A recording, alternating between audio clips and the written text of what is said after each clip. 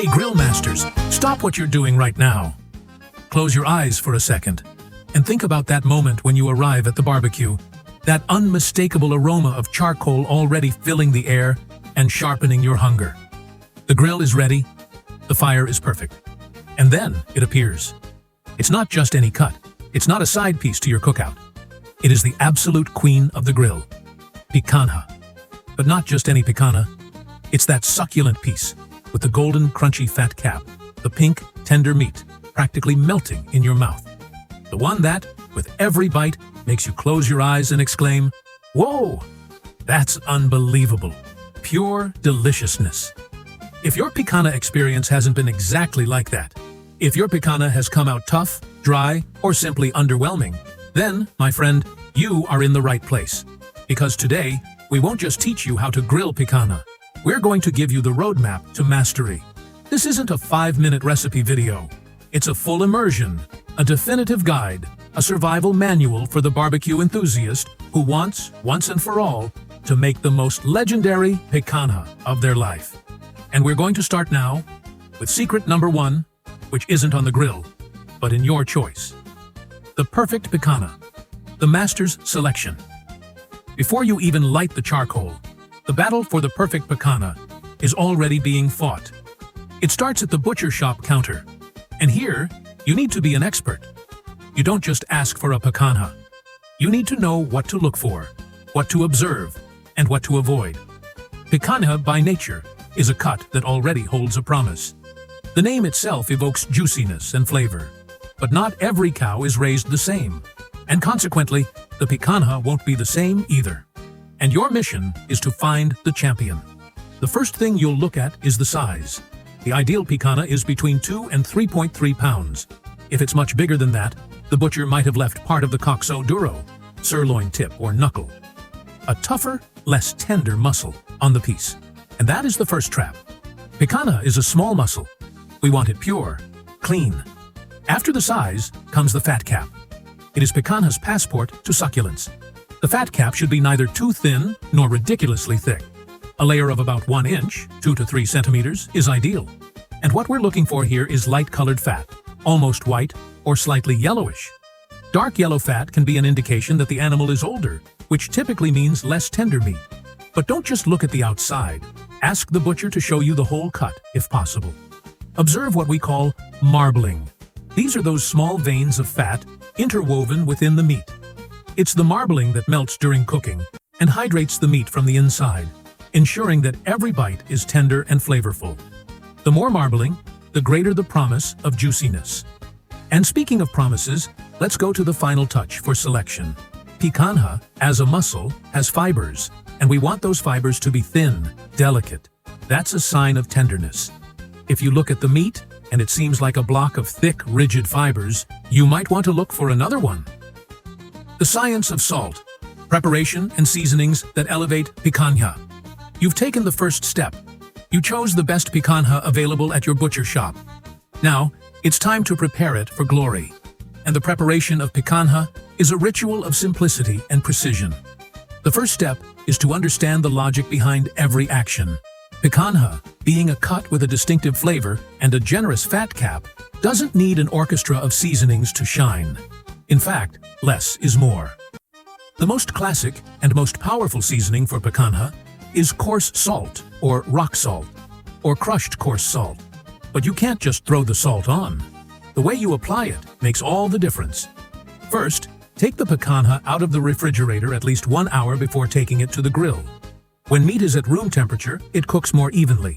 If you put it on the fire while it's cold, the thermal shock causes the fibers to contract abruptly, resulting in meat that can be tough on the outside and cold on the inside. Now, the salt. We're going to use coarse barbecue salt, but with one rule. Don't worry about oversaltings, because the excess will fall off the grill. But we need to make sure the salt is all over the meat, covering it generously. The best way to do this is to grab a handful of salt and, with your fingers, create what we call a snowfall over the meat. Let the salt fall gently, covering the entire surface. This ensures that every millimeter of the meat is seasoned. But what if you want to go beyond salt? Picanha is a blank canvas that accepts a subtle touch of other flavors. For example, you can mix the coarse salt with dehydrated garlic and freshly ground black pepper. But the golden rule is not to overdo it. Picanha already has its own spectacular flavor. Our job is just to enhance it, not hide it. Another crucial point in preparation is scoring the fat cap. The ideal is to make shallow cuts in the fat, in a diamond shape. These cuts should not reach the meat, only the fat. What's the magic behind this? When the picanha goes onto the fire, these cuts will allow the fat to melt more easily, dripping over the meat and keeping it juicy. Plus, the fat will become crispier, and we know that crunchiness is one of the great delights of picanha. Mastering the fire, the alchemy of the grill. Now we arrive at the crucial point. The picanha is ready, salted, and the grill is waiting.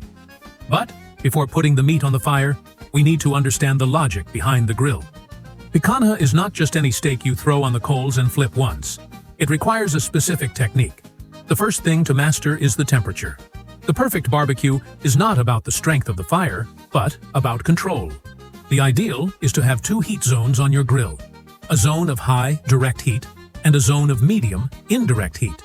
The high heat zone will be used to sear the meat. The medium heat zone for the final cooking. How do you create these zones? Simple. Gather most of the charcoal on one side of the grill, forming a mound. The other side, with little or no charcoal, will be the indirect heat zone. The picanha will go on a journey through these two zones. We start with the fat cap. You're going to place the whole picanha, fat side down, on the hottest part of the grill. The fat, upon receiving this intense heat, will start to melt and drip over the meat, guaranteeing juiciness. And the sound, that sizzling sound of the melting fat, that is music to any grill master's ears. The goal here is to sear the meat and make the fat crispy. But beware, don't burn the fat. After a few minutes, when the fat is golden and crunchy, we flip the picanha and sear the other side. The process is the same, but we don't need to focus as much on the fat now. The idea is just to seal the meat so that the juices stay inside. The picanha, at this point, is seared, but raw on the inside. And this is where the indirect heat zone comes into play. You will move the picanha to the cooler zone of the grill, with the fat cap facing up. Here, the meat will cook slowly, without the risk of burning. This is when the magic happens. The picanha will reach the perfect doneness, just the way you like it, without becoming tough or dry. The doneness of picanha is a matter of personal preference. But for picanha to be irresistible, the ideal is to serve it medium rare or rare. That is, with a pink, succulent center. But how do you know the right doneness without cutting the meat? There is a simple trick, the touch test. With your finger, press the meat in the center. If it is very soft and sinks easily, it is rare. If it has a slight resistance, but is still soft, it is at the ideal point, medium rare. If it is hard and doesn't sink, it is well done. And we don't want that. We want the picanha paradise, the perfect picanha. We've talked about the selection, the preparation, the salt. But now, let's dive deeper into the picanha's journey on the grill. This isn't just a step-by-step. It's a narrative, a story of transformation. We're going to understand the physics, the chemistry, the alchemy that happens when meat and fire meet. Picanha, as we know, has a fat cap. This cap is a source of flavor and a natural shield. When we place the picanha on the hottest part of the fire, the fat begins to undergo a process of liquefaction. It melts, and the fat molecules move, penetrating the meat fibers. This is the secret to juiciness. But the fat doesn't just melt, it also transforms. The outer part, in contact with direct heat, dehydrates and becomes crispy. It's that crunchiness we love, the contrast in textures that elevates the experience. But what about the meat? The meat, below the fat, is being seared. The meat proteins, in contact with heat, undergo a chemical reaction called the Maillard reaction. It's this reaction that gives the meat its golden color and its barbecue meat flavor. If you don't sear the meat, it will cook differently. It will lose juices, be less flavorful, and the texture won't be the same. Searing is the fire's first kiss. After searing, we move the picanha to the indirect heat zone. We do this for a simple but crucial reason: slow and even cooking. If we leave the picanha on high heat, it will burn on the outside and remain raw on the inside. Picanha needs time to cook gradually. It is in the indirect heat that the picanha reaches its ideal point. The fat continues to melt, the meat continues to hydrate, and the internal temperature rises slowly. This process is what ensures the picanha is succulent from end to end, not just in the center. And we have a journey of flavors here. The part of the meat that was under the fat benefits from all the juices the fat is releasing. The picanha, as it cooks, becomes a sponge for flavor. We need to pay attention, turning the picanha occasionally so that it cooks evenly, but without the rush of someone about to slice the meat. Patience is the grill master's virtue, and picanha demands patience. The champion's rest, the moment of truth, and the art of the cut. The picanha looks beautiful on the grill. The fat cap is golden, the meat has the perfect color, and the temptation is great. We want to take the picanha off the fire and start cutting immediately. But stop. This is the most critical moment of the entire journey. And if you mess up here, all your work will be in vain. The picanha, after coming off the fire, needs to rest. And this is not a suggestion, it's a rule. When meat is cooked, its fibers are contracted. If you cut it immediately, all the juices inside will run out. Your picanha, which looked succulent, suddenly turns into a piece of dry meat, with the plate full of juices. Picanha needs at least 10 to 15 minutes of rest. The exact time depends on the size of the piece, but the rule is simple. Let the picanha rest for at least 1/3 of the time it was on the grill. During this time, the juices that were agitated inside the meat fibers will settle down and redistribute. The meat fibers, which were contracted, will relax. And that's why, when you cut the meat afterward, it will be tender, juicy, and flavorful, with all the juices inside it, not on the plate. The best place for the picanha to rest is on a wooden cutting board, loosely covered with aluminum foil. The aluminum foil will keep the heat in, but will allow the picanha to breathe. The wooden board, in turn, will absorb the little bit of juice that runs out, but will maintain the heat of the piece. And here, patience is your greatest ally. Resist the temptation. The perfect picanha is just a few minutes away. Now, the cut. Slicing the picanha is just as important as cooking it. If you cut the picanha the wrong way, it will be tough. Why? Picanha, like any cut of meat, has fibers. And the golden rule is, always slice the meat against the grain. Slicing the meat with the grain is the recipe for a tough picanha. To identify the grain of the picanha, you need to look at the piece. You will see the fiber lines running in one direction. Your cut must be perpendicular to those lines. Imagine the fibers are small ropes. If you cut in the same direction, the slice will have several whole ropes, and it will be hard to chew. If you cut in the opposite direction, you will break those ropes into small pieces, making the slice tender and easy to eat.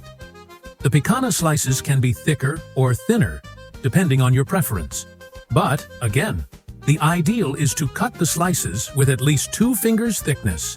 Very thin slices tend to cool quickly and lose juiciness. Thicker slices retain heat longer and allow you to savor the perfect doneness. The flavor journey. Pairing picanha with tradition.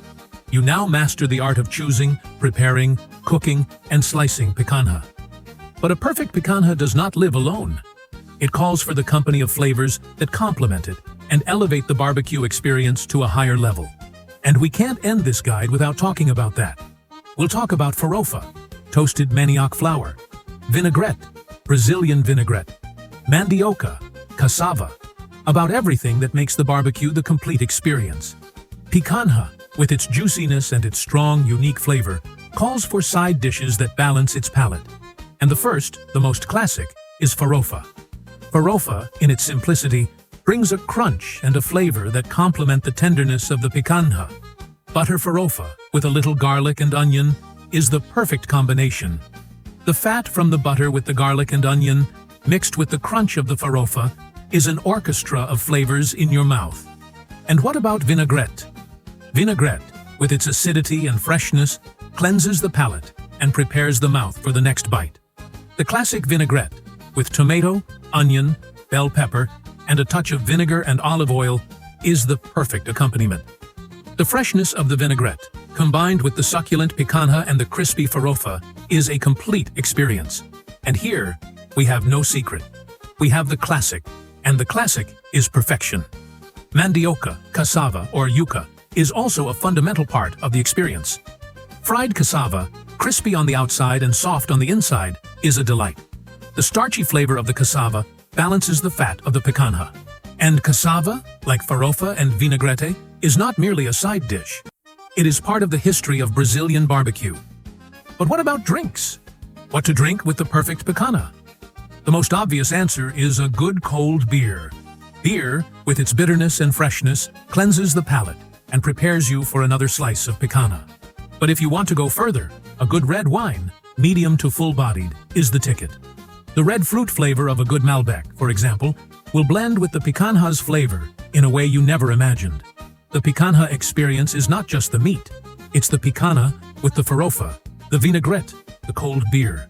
It's the sound of the charcoal crackling, the aroma of the melting fat, the taste of the meat in your mouth. It is the celebration of life, friendship, and barbecue. The BBQ villains, myths and mistakes to avoid. Until now, we've only talked about how to make the perfect picanha. But we can't end this lesson without talking about the mistakes you must avoid at all costs. Because, as we know, the success of a picanha depends on avoiding the tragedy.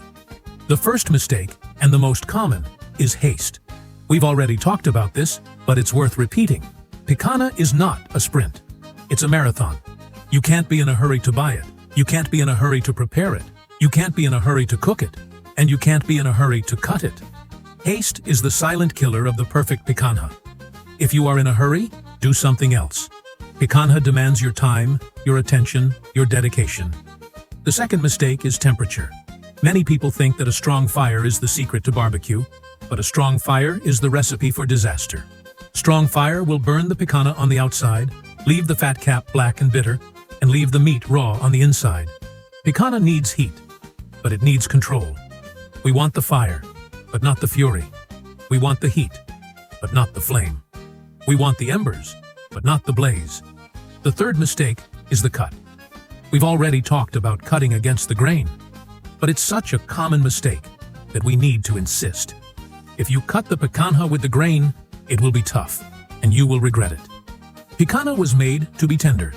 It was made to melt in your mouth. And if you cut it the wrong way, you will spoil your experience. The fourth mistake is the salt. Picanha demands salt, but it doesn't demand excess. Coarse salt is ideal because the excess will fall off. But if you use fine salt, the chance of oversalting the meat is high. And oversalted picanha is as bad as unsalted picanha. We want a balance. We want the salt that enhances the flavor, not the salt that dominates the picanha. The fifth and final mistake is the myth that picanha is a cut to be served well done. Picanha, like the filet mignon, shines at medium rare or rare. If you overcook it, it will become tough. It will lose its juiciness. It will lose its flavor.